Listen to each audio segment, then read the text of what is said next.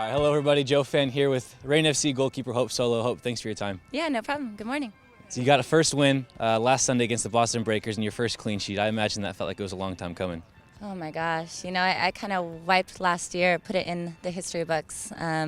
So it felt right. It felt right to start off the year, not just with a victory, not with the team playing great, but of course with a shutout. But I wasn't going into the match thinking that. Of course I want it as a goalkeeper. I always want it.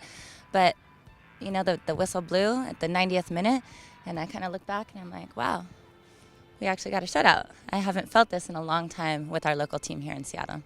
Now, I know you said last year's in the history books. Let's open those books just real briefly. I know you started last season with a wrist injury. That was an abbreviated season for you. How nice is it to be healthy and ready to go really from week one?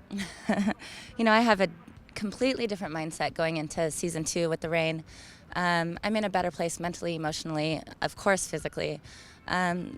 It's different. You know, this is a very true professional team in all areas because of Predmore, because of Laura. So I feel like I came in here and it just feels right. You know, I'm stepping into a professional setting and I feel more healthy. Mentally, I took a break from my injury from last year. And now it's just time to win the season and rock and roll and literally just carry it through the entire season. Over the course of the offseason, you see the changes and then the revamping of the roster and bringing in a lot of players that you've played with in Sydney Leroux, but also some that you haven't played with, like Kim Little. What has that been like to really see the caliber of the team really go to another level? You know, I heard in the offseason all the changes that Laura had made, all the trades, all the cuts, the players that she brought in, but I didn't really know who these players were necessarily. Of course, I knew Sydney Leroux, but I didn't know Kim. And I remember that first training session where I stepped on the field and I was like, who is this girl? She has got talent, she's got speed, she's got an eye for the game. And I was thoroughly impressed with all the off-the-field work that Laura did to really create an incredible team all across the board, from, you know, all the way from the goalkeeping to all the way up to the forwards. And it's truly she instills a team environment, meaning everybody is playing defense. I don't care if you're up top of Megan Rapinoe or Sydney Leroux. The entire team plays defense. And I think that's what was so special about the opening game is I think the team was more happy about the shutout than literally about scoring 3 goals. Now, I know you personally have a very good relationship with Laura. What is different about her, or also the same in terms of coaches you've respected in the past?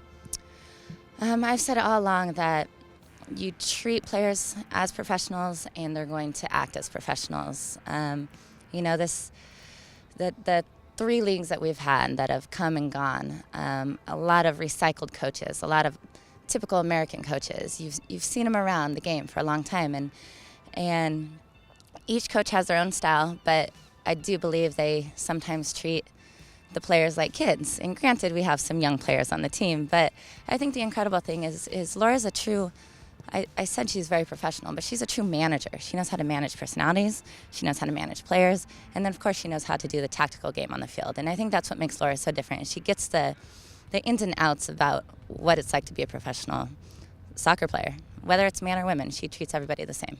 You're one of 8 players on Reign FC's roster that has a difficult challenge of balancing both the club team as well as your responsibilities with the national team. How is that for you? Is that something you've been able to manage pretty well? Yeah, I think I can manage it very well. But I was looking at my schedule the other day, and I couldn't believe how much travel it is. It's, you know, we fly to the East Coast to play for the Reign, then we fly up to Canada, then we meet in Portland to play the very next day.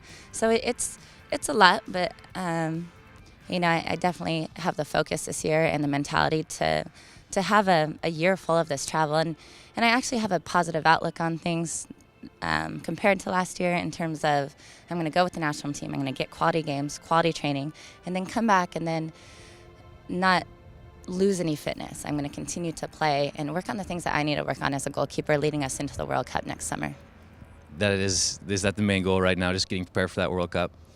The main goal, yeah, ultimately that is my lifetime goal. It's been my lifetime goal since I was little is to win a World Cup, and this could be my last go around, and you know, I'm not going to cut myself short.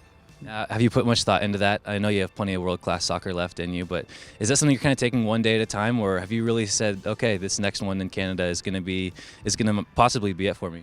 I think some people like to call me a pessimist, but I like to think I'm a realist, and I know that nothing's given to you. And, you know, young goalkeepers are coming up. They're coming strong. Injury does happen. Life happens. And I do have to take it one day at a time. I do have to take it one tournament at a time. Do I want to play until I'm 40-something?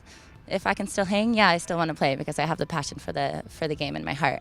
But at the end of the day, you can't make plans 10 years from now. So right now my focus is Canada next summer, and then we'll go from there. Awesome. And I know soccer critics around will want to look at this league and say, is the NWSL a league where our American national team players will get the proper preparation in terms for that World Cup? Do you feel like this is a league where what you've seen top to bottom with the caliber of player that you feel confident in?